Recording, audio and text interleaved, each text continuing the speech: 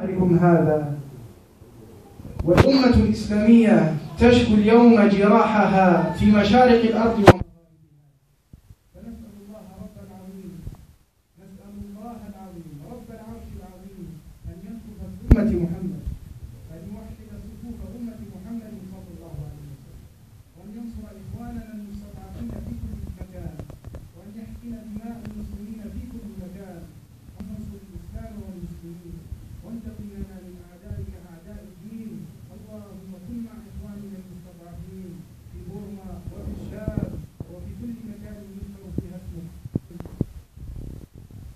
بروا آباءكم وصلوا أرحامكم، فإن صلة الأرحام ثوابها معجل في الدنيا ونعيمها مدخر في الآخرة. عيدكم مبارك وكل عام وأنتم بخير.